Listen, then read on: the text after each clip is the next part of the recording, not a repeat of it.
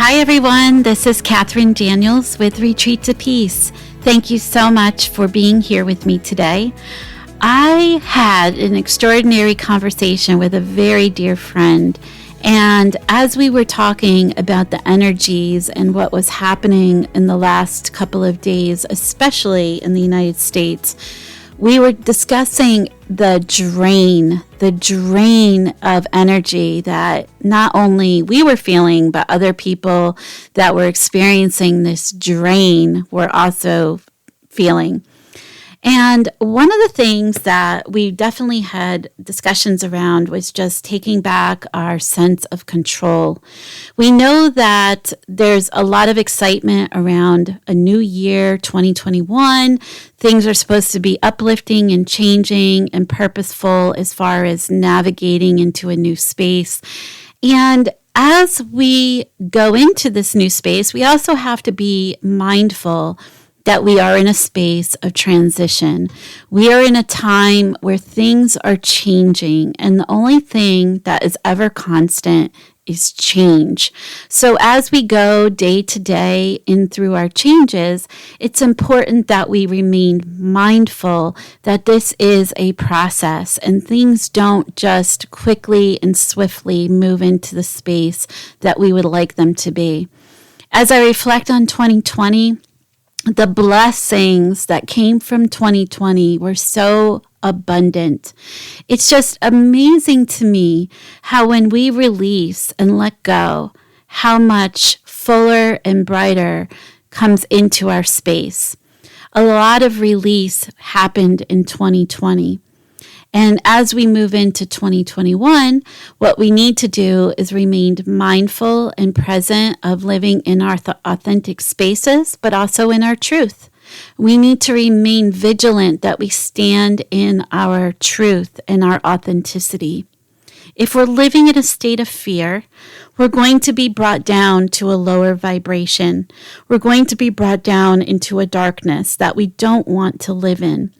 If you're living in a state of fear, recognize your fear, but then make a conscientious decision not to remain in that fear-based state.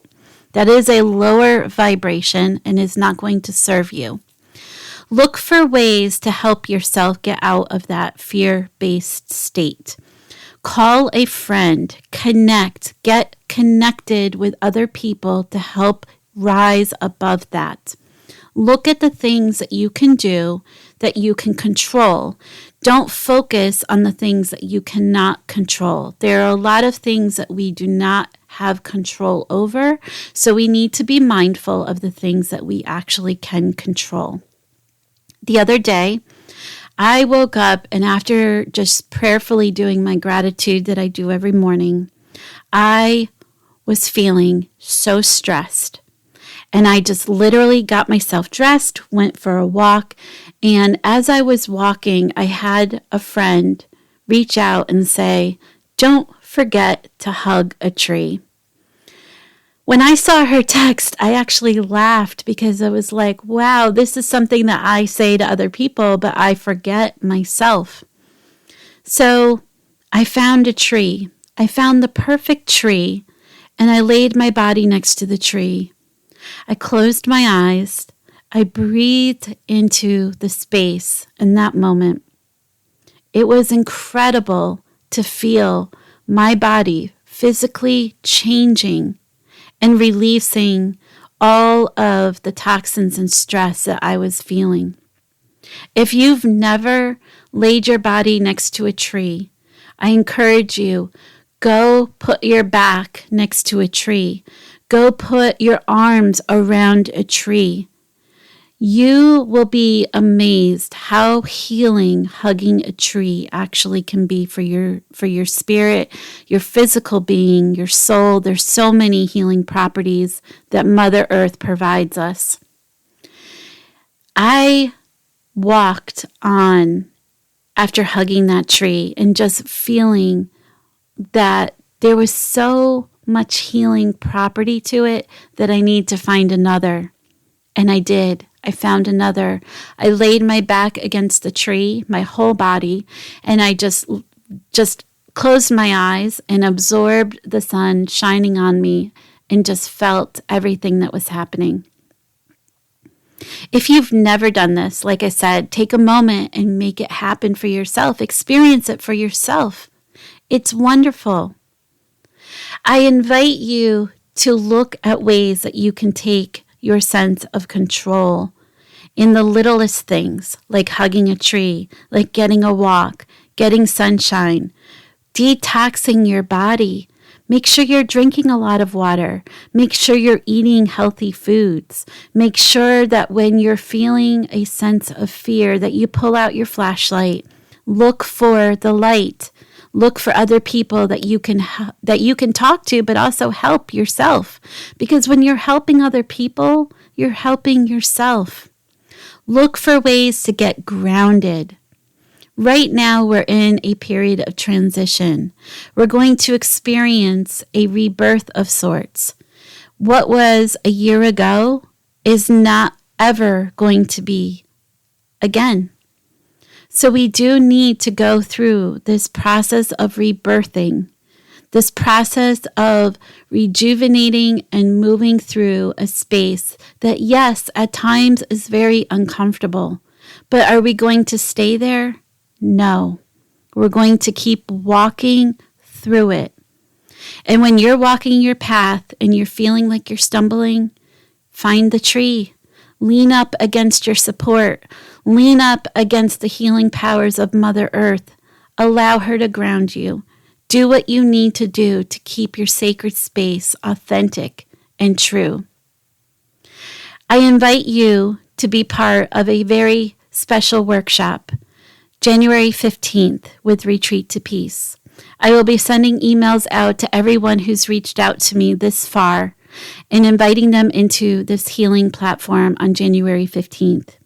If you would like to be part of this, please email me at retreattopeacellc@gmail.com.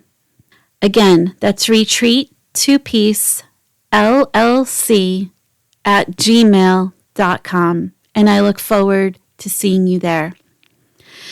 For my next guest, this is an amazing, amazing young man who's been through so much in his life, and his words of wisdom are divinely brought to him from God.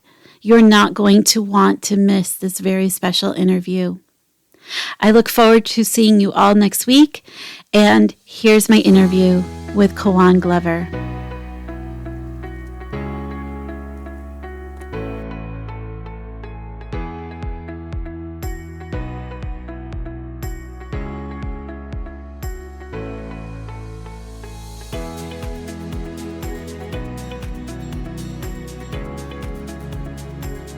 Hey you, wherever you are in the world right now, thank you so much for being here with me. We know that we're living in some crazy times, and we know that the world is changing. So let's create a bridge as we travel through one another's countries, removing all the labels, coming together as one people, finding our home in one world. And as we do this is why our signature talk today is so important. And today, I am so privileged to welcome my guest, Kawhon Glover. Hi, Kawhon. Hey, Catherine, how you doing? I'm doing great, and I'm so grateful that you're here with us today. You have an amazing and powerful story, one that I think most people in the audience are going to step back and really say, wow, because you just have so much to offer the world, especially in the place that we're in right now. But I do want to do your bio. I know that you're a survivor that has lived through a stroke. You've had 3 brain surgeries. You've dealt with suicidal ideations. You actually had 1 attempt. You've gone through opioid addiction, depression, and you have a $1.2 million medical debt from all of this. And despite all of your hardships, you've started this company called Overcome Adversity, which leverages to help other people, as it says, overcome their adversity, no matter what it is that they're going through. And you're also a writer, a public speaker, and you're a self-published author with a memoir entitled Favor: How Stroke, Struggle, and Surgery Helped Me to Find My Life Purpose. I mean, this is just like amazing in so many, facets of how amazing can be, how you totally took all of these things in your life and just turned it inside out and made it beautiful.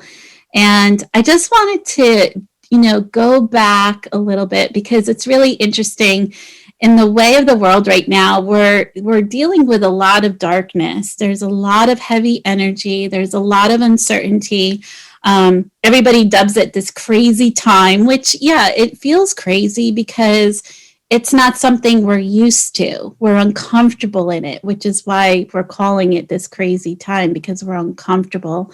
So, my goodness, you probably could talk all day long around being uncomfortable and living in uncomfortable times. So I'm going to throw the floor over to you and just allow you to speak a little bit to that. Yeah, at that age when all that began to happen, as a young man, you're in the prime of your life. I was 20 years old. So I had a pretty easy life. I would say, at that point in my life, I had graduated with 4.0 from high school. I had the girl. I got into the college I wanted to get into. I played 3 different sports, and I was riding high. But I knew in the back of my mind I didn't know what I wanted to do with my life. I didn't know really who I was or what my purpose was. And then God has a way of coming into your life and kind of shaking things up, if you will. So I had went to the hospital. My mentors sent me to the hospital. They did a CAT scan and said, "Hey, you have something in your brain that's not supposed to be there." They sent me to another hospital and they said it was something called a cavernous malformation. Come to find out last year, the thing that they found in my brain had probably been there since birth, and I just created the right conditions to allow it to burst. So they did an operation to fix it August 15th, 2014. Because I was 20, a young man, I went back to school a week after surgery, and within a month, I had my stroke.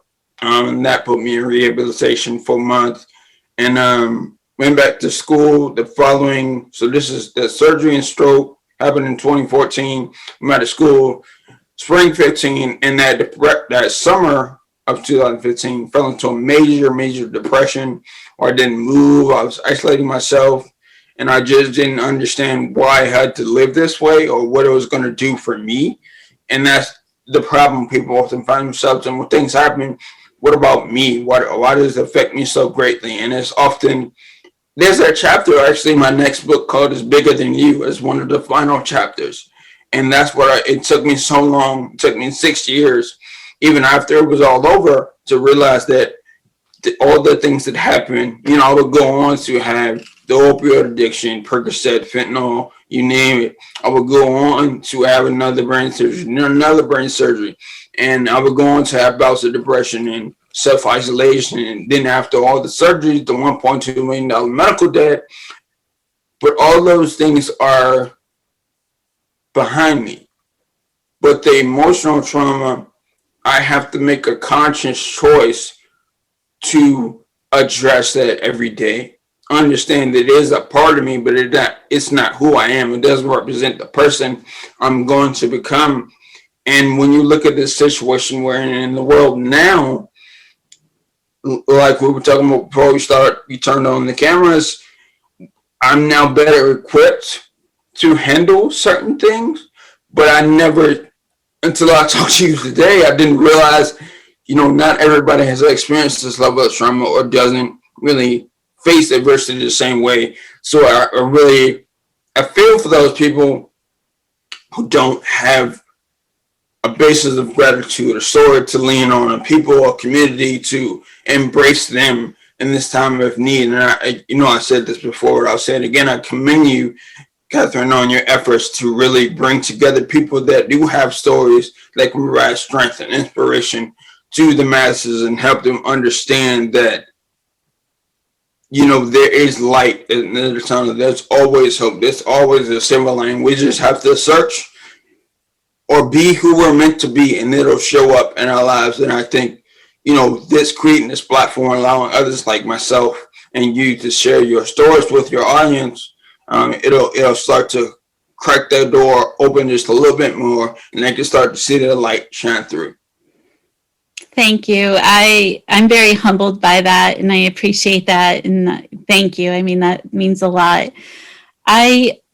Your story with all of what you've been through, I mean, I just can't even imagine what it would be like to go through a stroke or have the surgeries that you've gone through. I know, for a lot of people, when they go through adversity, they do ask that question: why is this happening to me? And I know for myself, given my own journey, I've been through a lot of trauma, as people know. And for me, I've always turned it inside out as well, where I always felt like, okay, I'm going through this experience for a reason, and I'm going to take it when I'm on the other side of it, and I'm going to gift it back to the world so that, it's turned into good, right? But unfortunately, when we're in the midst of it, when we're in the moment, that discomfort and, everything just feels like it's so big, it's so much bigger than us, and we just don't even know how to go within ourselves to undo these heavy feelings that we have. And one of these heavy feelings that we have is depression, right? And depression can lead to other things. And, you had touched a little bit on the depression. And I know right now around the world, there's a lot of people that are struggling with depression. So what was it that helped you? I mean, tell us a little bit about that time of life for you and what that looked like, and how did you get out of it? I mean, when you look at depression, from overview, it's hard to see the picture when you're living in the frame. And I think a lot of people are living in their depression and not understanding you have to address it objectively. So when you look at depression objectively, it's because you're thinking about the past and the way things used to be and the way you wanted them to be and they were before all this happened.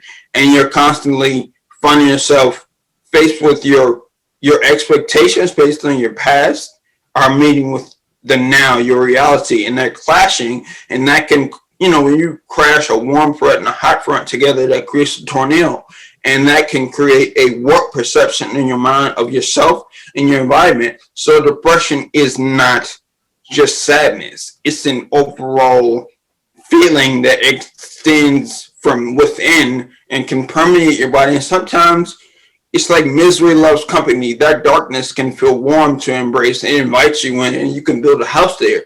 I like to call that house victimhood. That's where all the victims live and build houses. But when you look at depression, it is because you're letting your thoughts, feelings, and emotions drift into the past. But your mind has no concept of time. So those feelings of longing, of sadness that you're feeling about things that have already gone on, you're feeling that right now. And instead of embracing what you desire, what you can touch, feel, smell, taste, and hear is right in front of you. But you're missing that because you're always focused on what was instead of what is. So rooting yourself in the present moment and giving yourself the space, the time, and energy to feel those emotions, process them, and then understand, okay, what is this showing me? Because it's another thing for my next book. Your pupils dilate in the darkness. And that's because you're searching for the sources of light. So in that time of darkness, in that time of despair, in the time of uncertainty, there are lessons that your spirit is looking for, that God is sending you, that you may not even know that are there. You just have to find a way to grab onto them. And then once you do that, the light will shine through and it'll be so bright it's almost blinding because your eyes have been so dilated and open to that darkness. But depression is not inevitable. It does not have to be. But it is a choice you have to make to live in the now instead of letting your mind, your thoughts, your actions dictate or drift towards the things that happened before even this moment is in the past. There is no such thing as now, because now is already in the past. You think about what's immediately right in front of you. So keep your mind, your thoughts, your emotions, your feelings, your actions right in front of you, and then things will start to get a lot more clear. And the whole tool that you just threw in there about keeping present with understanding the five senses, what it is that is here and now. What can you name five things that you can see? Can you name five things you can hear? Can you name five things you can smell, touch, taste? I mean, that's so powerful, because I know for a lot of people, there's people right now that are feeling a lot of anxiety, and they're wondering, how do I get out of this state of feeling anxious? And some people don't even know that that's what they're experiencing. They just feel their body is on this overload of, not, kind of like you said, the hot and the cold front and this tornado effect, right? So I would just remind everyone, if you need a quick tool to help you, that's a great tool. But if you need a deeper level of support, please reach out to your community, reach out to, medical teams and resources that can help you, especially if you're suicidal. And I know part of your story, as we said in your intro, you were in a place where you had these suicidal ideations. And if you're comfortable enough to share with us a little bit about that and how you pulled through that, or what allowed you to pull through that. Yeah, I think as a man, especially being a Black man, it's oftentimes frowned upon in our community to talk about your emotions or talk about your feelings. So there's a lot of repression, and that repression will then, it's not a present thought, but it seeps into your subconscious, and your subconscious controls a lot of the actions that you're not even aware of. And when you have a can of soda or a bottle of soda, if you shake it up enough, the pressure has to go somewhere. So when I had my first attempt, it was just a leak of that pressure that was building, that I wasn't allowing to air out, to, decarbonate.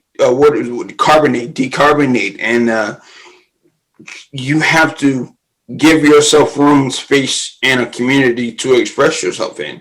You've got to get in places where you can let that stuff out. I think, depression also leads to suicidal ideation. For me, I came into understanding a term called passively suicidal. And in that space, you're not actively always trying to do harm to yourself or take your own life. But at the same time, you constantly think about, if I died today, it'd be all right. If I died today, I don't think anybody would care. Like, it wouldn't be a big deal. And that constant, it's like a slow trickle down into the deep dark depths, because you're diminishing yourself little by little by little by little. And again, with anxiety, that's the cousin of depression. That's when your thoughts are future-based or fear-based of something that may never actually happen. And you think about, what if this and what if that? What if you took your next breath? What if you were able to get up in the morning? What if you were able to breathe? What if you were able to have a meal? What if you were able to give someone a hug? What if you were able to have a conversation? What if you were able to remain human? What if you were alive? I think those are better questions, because when you ask your mind questions, bad questions, your mind has no choice but to give you bad answers. So I constantly ask myself better questions. Instead of, why me? What did I just learn? Instead of, why did that hurt so much? What did that pain teach me? Things like that. I call it a perspective shift. Just shifting a little to the left, a little to the right, to see a different vantage point of what you're experiencing. I don't know if that answers your question, but I wanted to touch on those couple points. Yeah, well, you are answering the question. And if we could, just go back to part of the question about how you got out of that. So you had these suicidal thoughts, and what shifted for you to get you out of that space that you were in? I think, they did an experiment where they had two rats, and in one cage it was a rat with nothing really in his cage besides two bottles of water, and in those bottles of water was just water on one side and heroin and cocaine in the other bottle. When the rat was alone, he chose the heroin and cocaine water. When the rat's cage was filled with other rats and other little things rats like to do, like a rat amusement park, like a rat Disney World, they chose the regular water. So in that, you can see that what you're doing, Catherine, is creating community, creating a space where people have other people to support them. So in my case, I had people that were around me that were constantly dragging me out and trying to get me to see the outside world and allowing me to isolate myself. And then in those moments where I was alone, I had to make a decision to give myself positive reinforcement, tell me that my life was worth something. I had to build self-confidence, because self-confidence is your trust in yourself.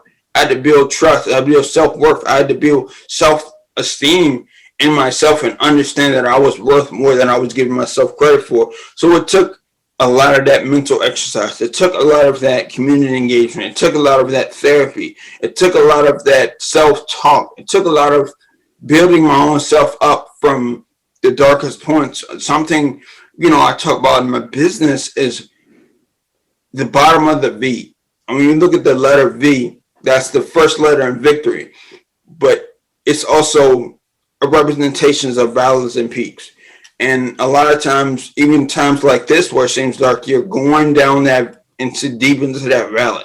But at the bottom, it's not your fault, or you didn't cause the things that happen to you, but it is your responsibility to choose to make a decision to climb back up to see the other side of victory. So it's a combination of my community, my mental exercises, therapy, and just understanding that I was worth more than these thoughts were trying to tell me I was worth. And a little bit of faith, a lot of faith on the back end. Yeah, thoughts are really interesting because the mind is our central computer system for everything in our body, and they do control a lot of what we're doing with our bodies. And I really value and appreciate the message that you're giving around making a decision, because one of the things that I think is really impactful is when people are feeling triggered, or they're feeling that electrocuting feeling within themselves. That is your body's response to allow you to ask those questions that you were talking about. That is your body response to be aware that the thoughts that you're having, you can release those kind of like balloons, just, put them in a bubble and let them go, and recenter yourself with why you're here. And for people that struggle with what is my purpose, everyone is here for a purpose and a reason. And people that feel like they're different, you're supposed to be different. That is part of what makes this entire world beautiful, is your uniqueness and what you bring to the world. So there is a reason for you to be here. And, and I look at someone like you and all of the things that you've been through and how you've turned it into this beautiful space for people to be accepted, no matter what shape or form they show up in, because it's okay. Like, you have that same mindset without judgment. And I love that. Your analogy of the V, I love that, because a lot of times you hear people say that they're in the deepest, darkest valley. But to your point, you're on your way up to victory. So it's just a matter of making that decision.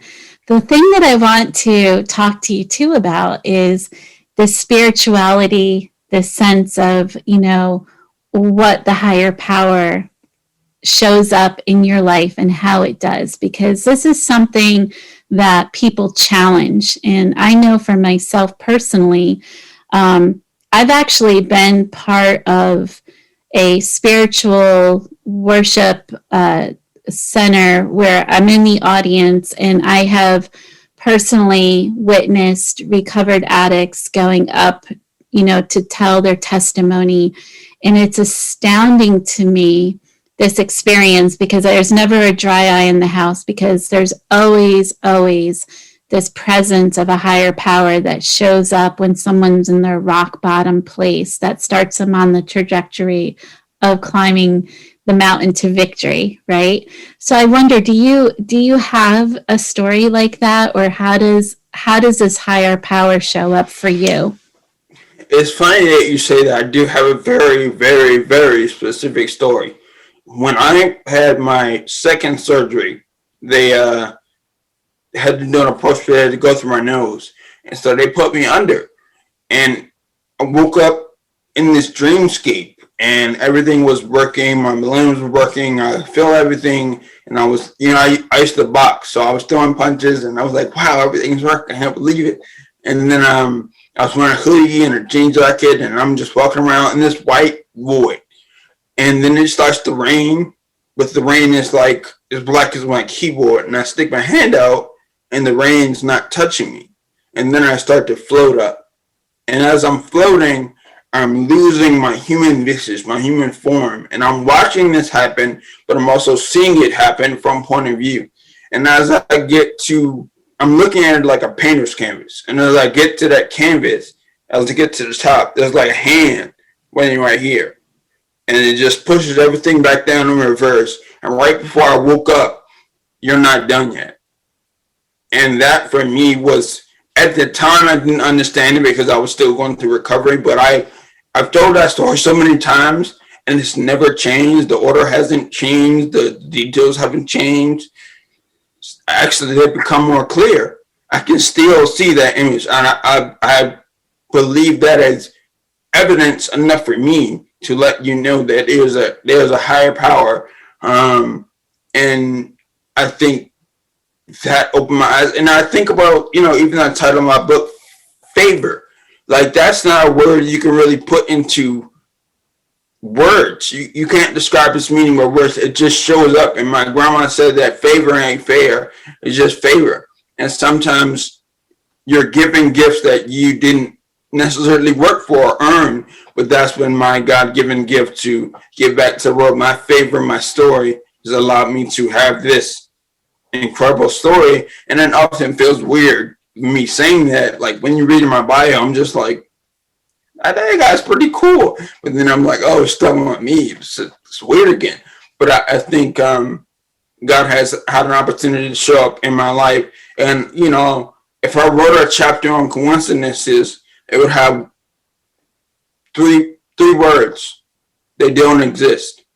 And Dr. Reuben West said that coincidence is just God's way of remaining anonymous. And I think that that's the divine order of the world. Also, believing in the high power, the world's issues, anxieties, stresses, they can be crushing for an individual to handle. So having belief in a person upstairs, if you will, or higher power, allows you to alleviate and focus on issues that you can handle and let the Creator control the uncontrollable. Absolutely.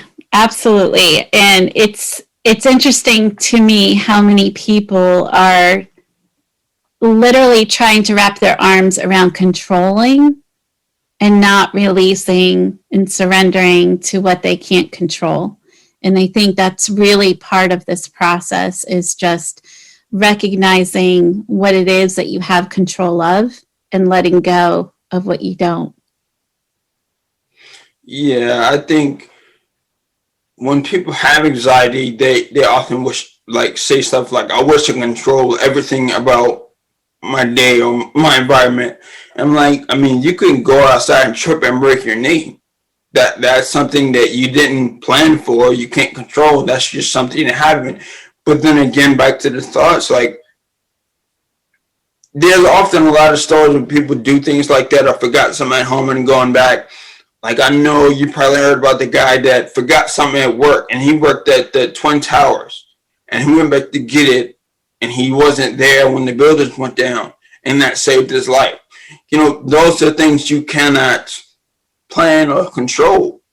That's just the way, like, we can't control the weather. We can't control how many hours in a day. We can control what we do within those hours, what we wear in spite of that weather. But I think there's a proximal distance of things you can control, and beyond that, it you understand, you prepare for it, but it's not your concern. And when you try to grab hold of everything, you're gonna explode, because trying to control everything is like trying to drink the ocean every day, and it's just not possible. Yeah, and that's a great analogy, and that's so on point that you just can't do that. I want to talk a little bit too about your ability to take all of what you've had on your plate and turn it into, something that is as beautiful as helping other people. And how do you find that within yourself to do that? Like, where does that come from, and why do you do that instead of just living with it? Uh, for a while, after everything was over, I just didn't want to talk about it. I didn't want to relive it. I didn't think it was important, because I always said, well, there are people that are going through worse things than me, constantly belittling myself and taking the validity out of it and taking the power from the story. But, again, it was about the community of people that around me, my family and friends, and like, hey, you got a story, you should tell it. And then it was something I heard Les Brown say one time: the most wealthy place in the world is the graveyard. And that's because people take their talents, ideas, thoughts, and with them when they die. And I believe in building a legacy. And when you start doing that, you share the gifts. I want to live full and die empty. So I want to give everything I got to everyone I meet. And I think that gives me a sense of fulfillment. That is my purpose. And when I start to understand that this happened to me to share with other people, when I start to understand this is my purpose, and when I really started accepting who I had become and letting vulnerability be my superpower, empathy my better choice, and my stories my fuel source, and gratitude as my foundation, those four things combined allow me to be like, you know what, this is what I'm supposed to do. This is why I'm here. And I'm going to do something with it. And I'm going to change the world some kind of way, one person at a time. So it was a long process of things that had to connect at the right time and start to make sense. And then I just ran after it. It's astounding that you have this ability to recognize that and then take it and turn it into something. And it's really intriguing to me, because I know for a lot of people I have conversation with, when they ask me, how can you be who you are and how can you do what you're doing? I have a very similar mindset that you do, that my experience was something that was given to me, and I need to use that to help the world, right? And I see you doing the same thing. But there's a lot of people that think, well, I'm angry. I'm angry that I have to go through and fill in the blank, whether it's, chronic illness, depression, whatever it may be. Like, fill in that blank, and people are angry and can't see that this is something that is part of their life for a reason. What would you say to those people? You can feel anger, but you don't have to be anger. You know what I'm saying? People get too absorbed and locked onto that feeling because they feel it gives them some type of control or some type of power. But it does not change the situation. Feelings are there. You can't control them. They just pop up. They're like thoughts. They just are. But you do not have to become them. They are extensions of your thoughts and feelings and ideas. But when you become anger, when you become sadness, when you become jealousy, when you become rage, when you become miserable, you know what I'm saying? That's when it becomes who you are. It represents who you become. It permeates your being, your thoughts, your beliefs. You believe in anger is all you know. And that's when you have to start to separate yourself, because being anger and being, experience anger is a feeling, and those don't last that long. But becoming anger, you can be anger for the rest of your life. If that choose if that's how you choose to identify. A lot of people don't even realize they're doing it. And it shows in the way they interact with people. It shows in the way they handle.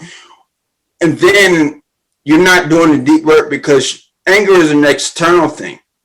When you blame anger, when you become angry, you're often stepping outside of yourself to live somewhere where your true self doesn't even exist, doesn't even acknowledge. I think you have to go deep. You have to look within. And a lot of people are, like you said before we started taping, are struggling with looking inside and seeing who they really are, because they've been living this life where they present an image that's suitable for the environment they're living in, is suitable for their peers, that's suitable for their family and other people's expression. They say there's a face you show the world, there's a face that you show your close friends, and there's a face you show nobody. One of my goals in life is to show the face that I showed nobody to as many people as possible, to get to be my most authentic self. And again, it's hard to see the picture when you're living in the frame. And a lot of people choose to frame themselves in pictures that are filled with anger, resentment, sadness, and misery. When all you have to do is step outside the frame, and there's so many other pictures for you to choose, why choose that one? And something you said before that really jumped out at me is that, when people ask, why me? Well, people like us, it's now like, how could it not be me to do this? How could it not be me to share this story? How could it not be me for this to happen to? How could I not have this power? And that's the way I view it now. It can only be me, so I'm going to use it and do it. Yeah, and I wonder too, as far as, with the way of the world and people, being in lockdown, and as you were saying, this lack of control and just kind of turning it into a different mindset, controlling the things that you can within your space that you have, but keeping mindful of where your direction is and where your thoughts are going and those kinds of things. There's a lot of people in the audience right now that may be dealing with some really, really heavy things. I know right now suicide rates around the world are around 30%, and there's, a population of people that are really affected by this. And I just wonder if you had any kind of words or insight as far as something that you could offer to help people that may be in this place, what would it be? I have a sister, she's 13.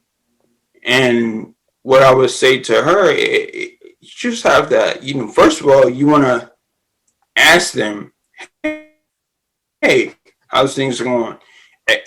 So one of the things the world lacks today,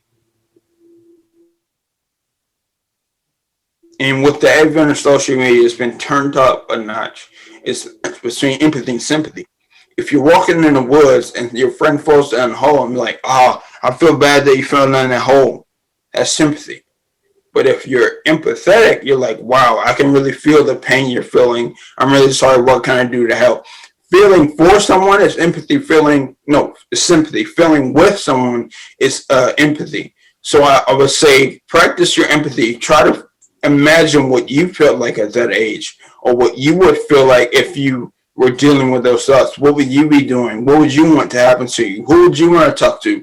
And think about your community, building a community around that person of support, a safe space, a place where they can express how they really feel without judgment or prejudice. A lot of people don't express or don't share or keep everything they're feeling bottled in because I don't trust the people around me. I don't feel safe.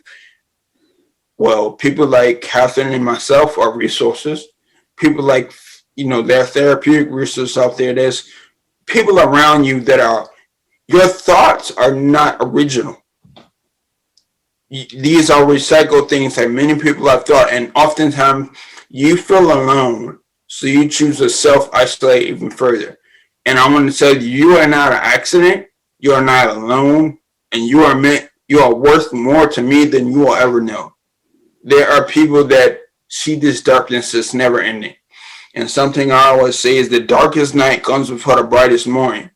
And your morning is coming. You just have to choose, make a decision to understand that this too shall pass. Just have to keep pushing, and understand that you are a conqueror. You're more than a conqueror. You're more than enough. You're more than adequate. You were built for the fight you're facing, and no one else was. And whatever issues you feel are permanent in your being, step back and have a little bit of perspective. Look at the things you do have and are able to control and are able to celebrate and are able to do. You know, people often think, well, I don't have a TV. Well, somebody I know doesn't have a house. Or I don't have shoes. Well, somebody I know doesn't have feet.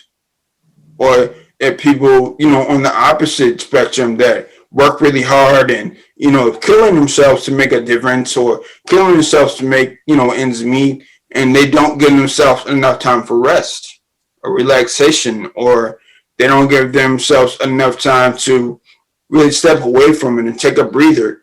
I think that breath is very important. I think believing in higher power and prayer is very important. I think reading and injecting positive material into your everyday. You know, a lot of people watch the news and the media presents the image that keep you watching because your brain is set up to be attracted to the negative. You got to see the negative.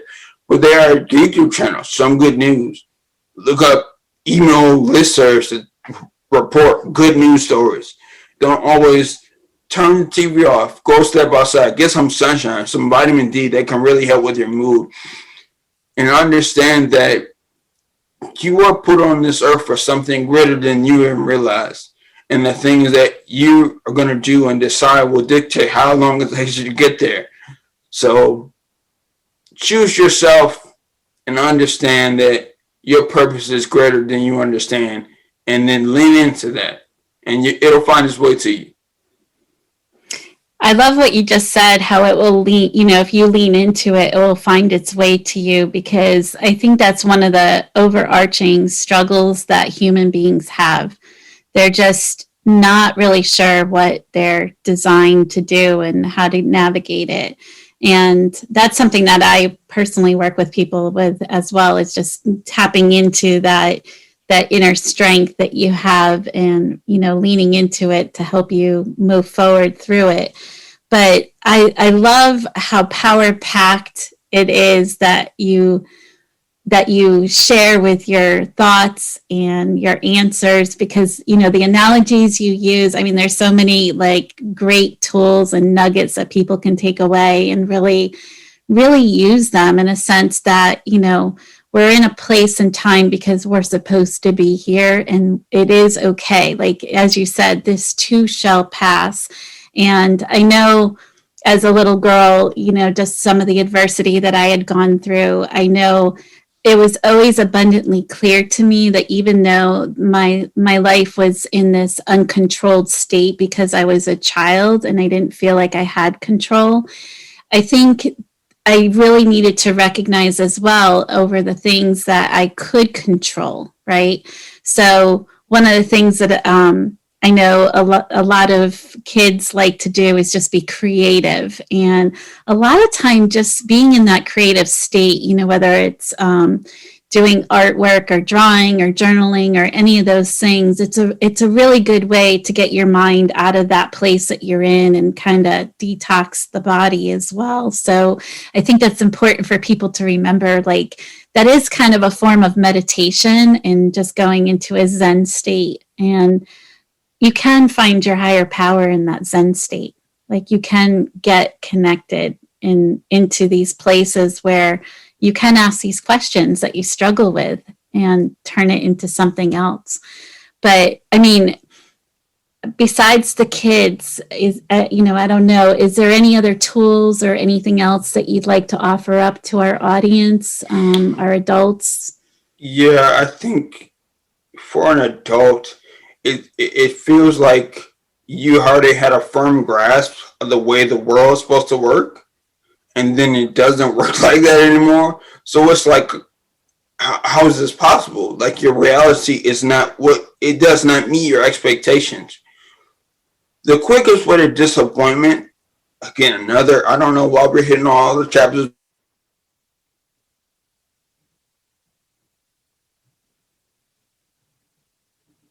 expectations. When you go into a relationship, when you go into a conversation, when you go into a connection with another human being and you have those expectations, that can really throw you for a loop. And I think a lot of adults just keep expecting for this to be over, or keep expecting for things to change overnight, and keep expecting for the results to change. And I think those expectations are deepening the despair you've fallen into. When you see the world and accept it for what it is, you can start to regain some strength, some power, some control over the things that you can control. You are not built or meant to control everything about everything in your life. Some things are out of your range of control. And again, this is leading more to the anxiety when you're adult, you have children, you're like, oh, I don't want them to grow up in a world like this. Every generation has their experience growing up. Every generation has their struggle, but that's theirs. Yours is living your life right now. And I think it remains the same. You know, those grounding exercises, those, what you desire, what you need is right in front of you at that moment. It doesn't have to be thinking too far ahead or thinking too far in the past. Just understand what's going on and accept it and act on what's happening right now in your best interest. And like I said, my foundation is gratitude. Understanding the little things. I'm grateful to be a human. I'm grateful to have breath. I'm grateful to be able to live. Just jotting 3 things down at the end of the day, or waking up to those 3 things. I do like a journal almost every day. You know, I want to have like a stack of journals like this tall when I'm like 50. Understanding that gratitude not only boosts dopamine, which is a pleasure sensor in the brain, but it also boosts serotonin, which is like the happy hormone or whatever. And most of it, you know, even going to a more scientific level, I think 90% of serotonin is created in the stomach. So be mindful of what you're putting into your body, what you're eating, how you're eating it, how much of it, and when you're eating. I think that'll help you be a little more happy each day. And as an adult, you have to understand that just like children, you know, at some point, this won't be a thing for my sister. This will have passed and she's in the next phase of her life. The same advice can be said to you. Like, it seems like your time clock is not as long as theirs, but this too shall pass. As long as you're keeping yourself happy, you're practicing mindfulness, prayer, gratitude. Those things can really do a lot more for you than you think. You know, happiness it is fleeting, but in those moments, grab hold of it, learn from it, and then use it in each and every moment going forward. Yeah, so this routine, it sounds like you have this daily routine to really keep yourself grounded, keep yourself centered. And I think that's so key as far as when we're going through difficult times, is just getting yourself on a routine. And like you said, make sure that you're detoxing the body and feeding the body what it really needs, like drinking a lot of water, eating the good foods. It's really important to rest. Make sure you're letting your body rest, like you had mentioned earlier. And, you know, the spirituality piece is really important. I love all of it because it's something that is so necessary. And I know other speakers have talked to those points as well, but it is so worth reminding everyone to find ways to do this, and including any children or young adults that are listening to this show as well. It's really important to do this and just be mindful of it. So go through a routine every single day. I live in gratitude. I live in a state of gratitude. And one of my little secrets is before I even open my eyes in the morning, I just say thank you. I just say thank you. It's as simple as that. It just gets my day started on the right foot. And I start my day with gratitude. So everything after that, it's like, I'm just thankful to be alive. I'm thankful to have the breath I take and have everything about me, because there's so many people in this world that live in a different state that literally, some people can't do the things that I'm able to do.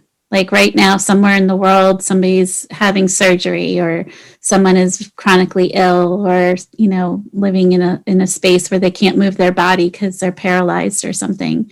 But even then, just being thankful for life, because there's something you're meant to do. There's a reason you're meant to be here.